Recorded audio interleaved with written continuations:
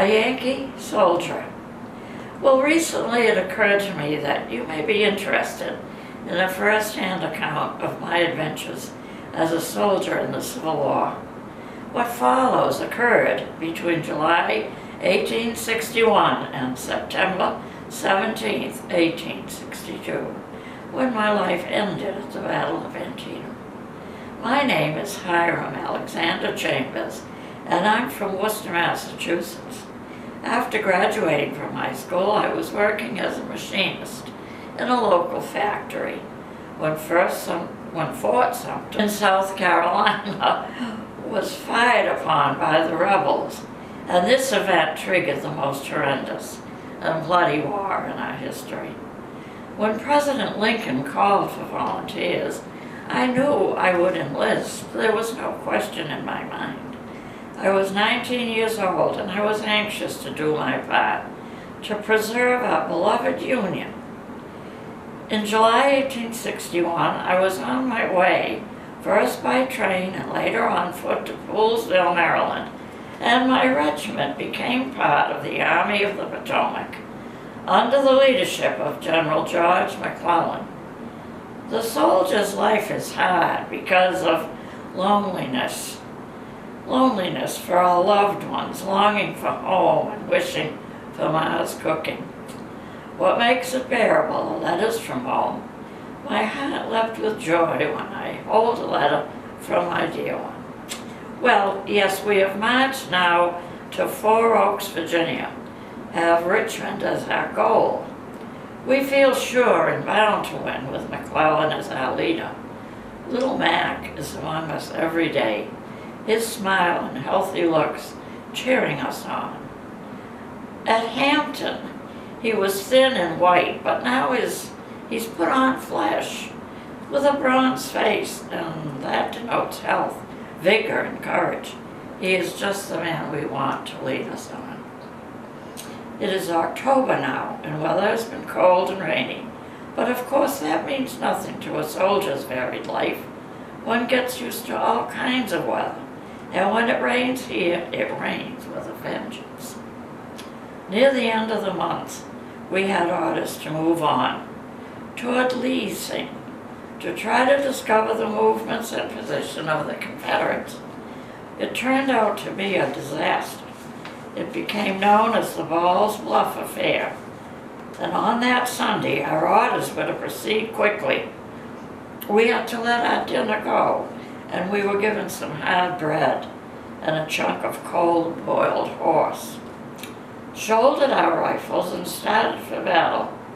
Well, you would little have thought that to see us there, that we were going to set our pistols, but we would be targets to be shot at by the rebels of the South.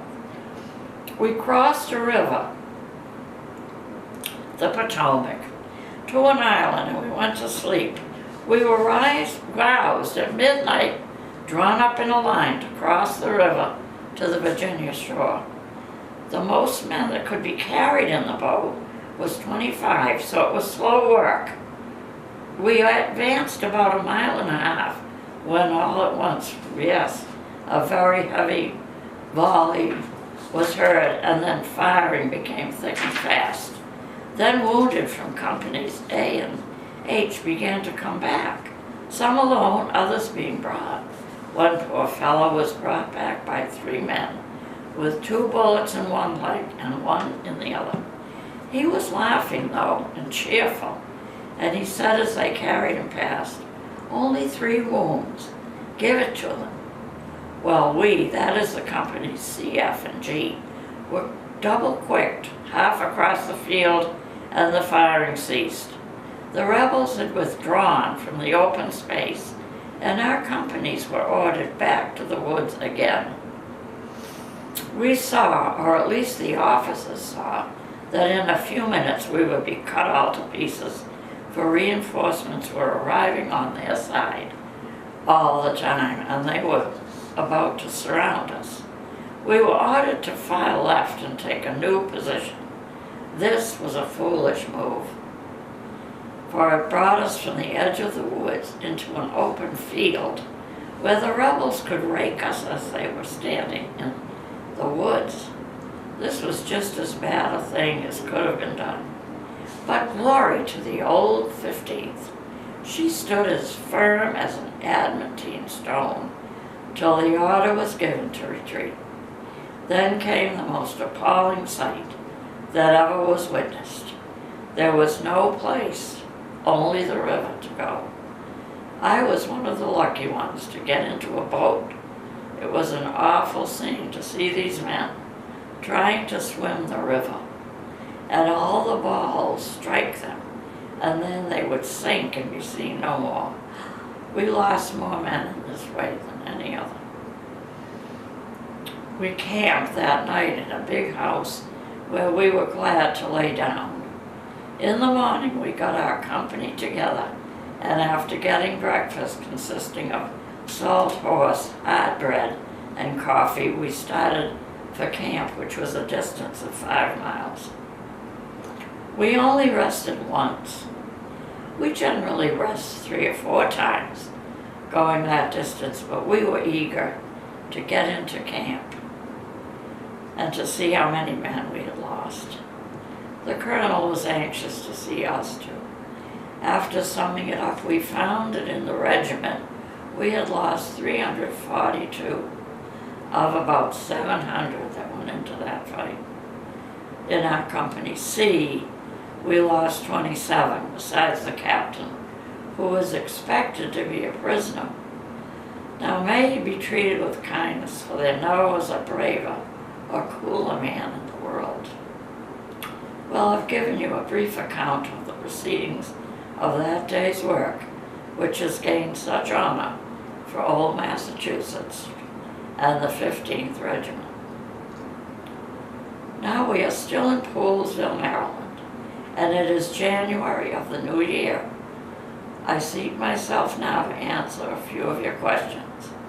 We are expecting, in the course of a week or two, to have another brush with these rebels. Bad luck to them. You know, I wish I had Jeff Davis tied to a big tree. I would fire at him, hit him in one hand, then the other, then in one leg, and then the other, and so on. Then I would put one through his heart and end his days. It makes me so mad to think of him rebelling against this great and glorious Union under whose flag he has stood and held office. The spirit of '76 is yet alive and beats in the heart of the souls of Union. Well, I'd like to come home and spend a few days if I could, and not have the regiment make any move whilst I was away. But the furloughs have stopped now, I suppose, because they think there is going to be a move somewhere. Well, bully for the move. I'm tired of staying in one place all the time. It's now February 1862, and we have moved from Poolesville and have marched across the Potomac and are heading toward Winchester.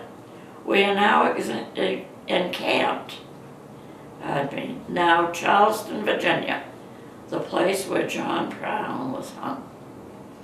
I am well, and so is the attic. Please write every fortnight. Don't you think you could? I'm glad that you think of me as much as you do, because I sometimes feel low because I'm here and not at home. I dreamed 3 nights of a running that I was home, and I hope this war will soon be over and we will all return. No more fighting. From what I have seen now, here in Virginia, it's superior to Maryland, both in quality of the land and in beauty of the buildings. The houses of the farmers are superior, also to those in Massachusetts.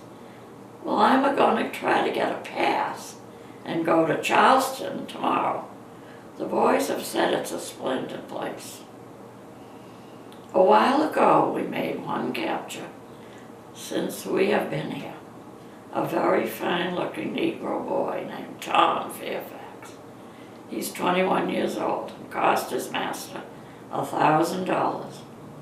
The folks around here say he would bring in a good $1,500, so you can see he is quite a prize. His master is a scout in the rebel army. Well, General McClellan was here yesterday, day before yesterday, and even today. Some great thing is up, and the old 15th will make its mark wherever it goes. Manassas has got to fall, and I hope I shall have a hand in taking it. That little account at Ball's Bluff has got yet to be settled. Well, we've had glorious victories, we have had. Yes, bully for us. First comes the victory at Fort Henry, and next a victory at Roanoke Island.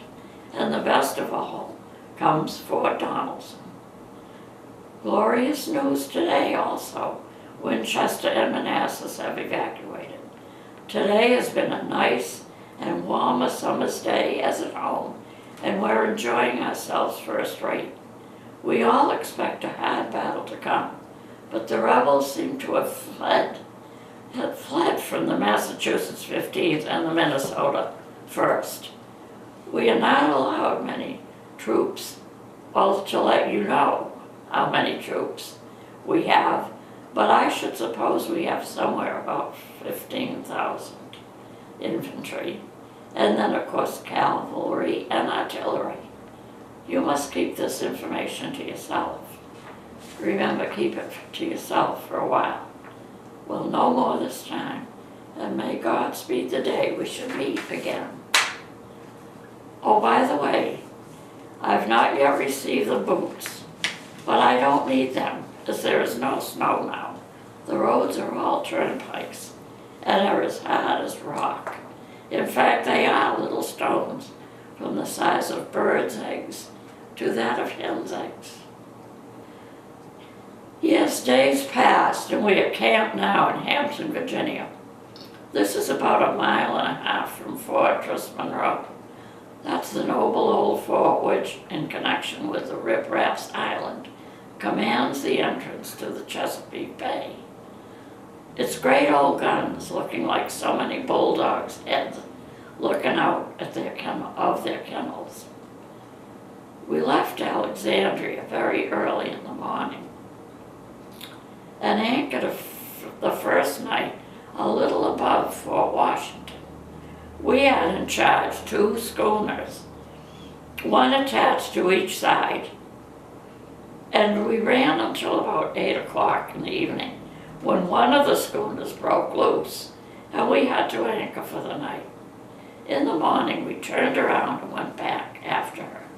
She was some miles back, 5 miles. This put us back some 2 hours.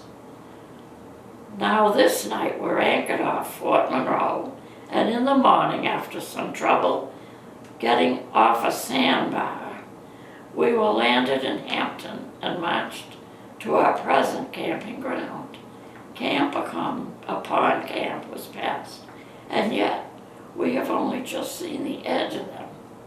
The gunboats are in the river, and of course artillery, cavalry, and infantry are on the land. Now they say there are over 120,000 troops here, and the regiment upon regiment is still coming in. They say we are about to move tomorrow, but then again we may not leave for a week. When we do move, you will hear of it in the newspapers. Look for the news from Norfolk. Oh, by the way, I never suffered so for the want of money as I have whilst I've been on the march without rations, some of the time, and no money to buy with. I never went to bed hungry till I came into the army. Now, as we came down past Fort Monroe, I saw the much talked about Monitor. She looks just as they say. She looks like a huge Yankee cheese box mounted on a raft. The boat does not set more than 2 feet out of the water. Frigates, ships of the line, and gunboats are very thick. Zed and I are well and tough.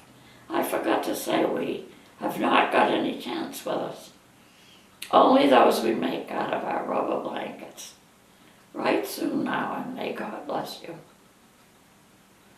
Well now, Commerce is going by, and we're 7 miles from Yorktown.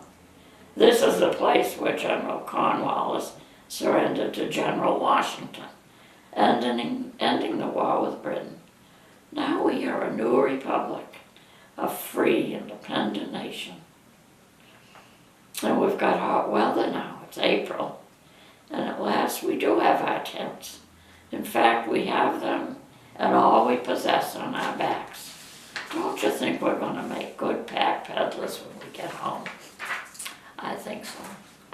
Here I am in the field, and we've just had information that in a half an hour there will be a mail go. And so he goes for a short letter to let you know I'm well. And so is Ed. We expect to occupy Yorktown within the next 48 hours and then on to Richmond.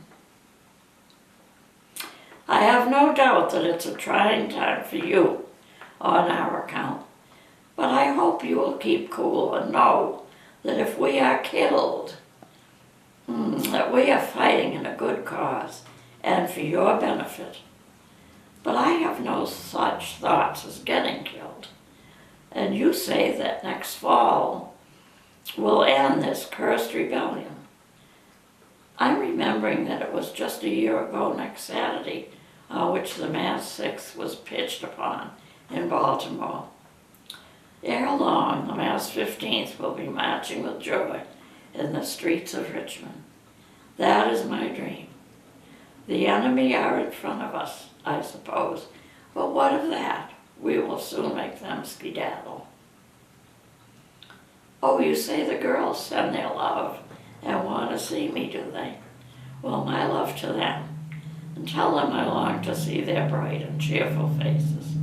I long to once more be with kind friends at home, where I know they'll be glad to welcome me.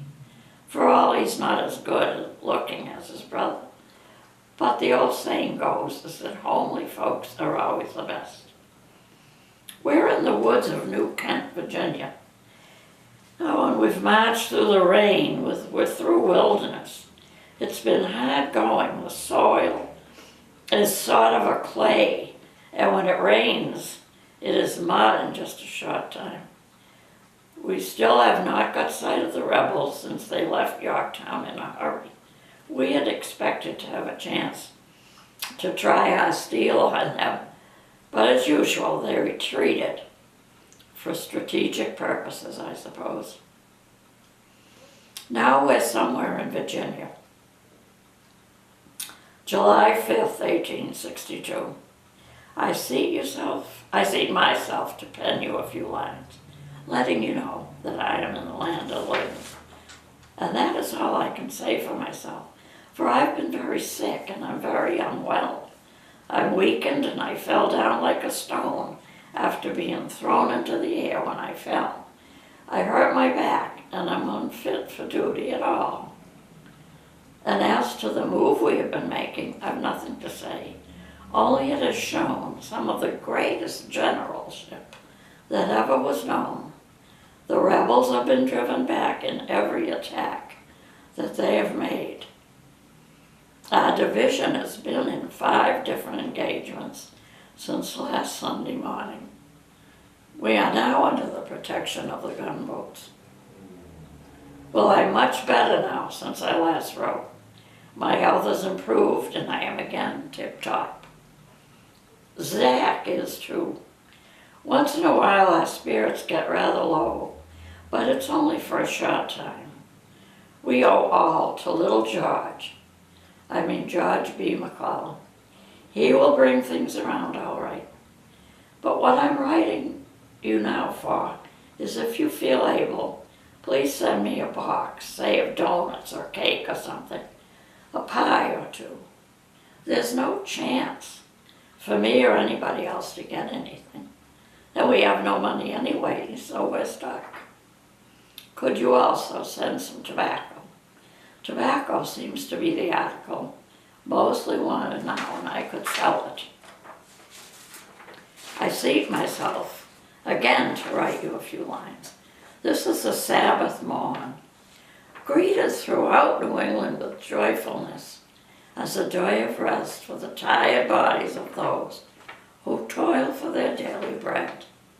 Well, it's different for the soldier boy. His duties are nearly the same on Sunday as any other, with the exception of there not being any drills. You ask if I was in the fight.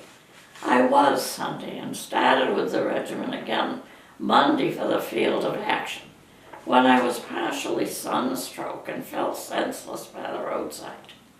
Well, I soon recovered, but I was so weak I couldn't walk for some time.